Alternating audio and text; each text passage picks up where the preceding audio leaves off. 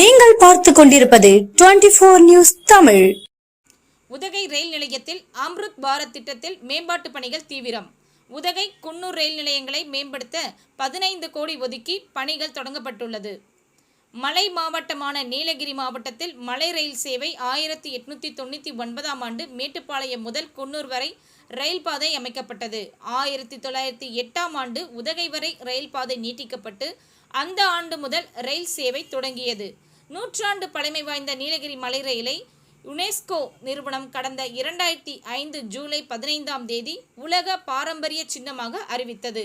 மலைகளுக்கு இடையே குழந்தை போல் தவழ்ந்து வரும் இந்த மலை ரயிலில் இயற்கை காட்சிகளை கண்டு ரசித்தவாறும் வனவிலங்குகளை கண்டு ரசித்தும் குகைக்குள் மலை ரயில் நுழையும் போது த்ரில் பயணம் செய்ய சிறியவர்கள் முதல் பெரியவர்கள் வரை ஆர்வம் காட்டி வருகின்றனர்.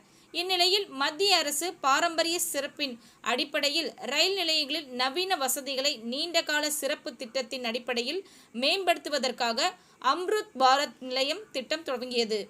அதில் ரயில் நிலையத்தில் குறைந்தபட்சம் அடிப்படை தேவைகளை ஏற்படுத்துதல், மாற்றுத்திறனாளிகளுக்கு வசதி, ரயில் நிலைய வடிவமைப்பு, சுகாதாரம், பார்க்கிங் உள்ளிட்ட வசதிகள் ஏற்படுத்தப்பட்டு வருகிறது. இத்திட்டத்தில் குன்னூர் உதகை ரயில் நிலையங்களை மேம்படுத்த தேர்வு செய்யப்பட்டுள்ளது. இதற்காக 15 கோடி ரூபாய் நிதி ஒதுக்கப்பட்டுள்ளது. தற்போது உதகை குன்னூர் மலை ரயில் நிலையத்தில் மேம்பாட்டு பணிகள் தீவிரமாக நடைபெற்று வருகிறது என்பது குறிப்பிடத்தக்கது.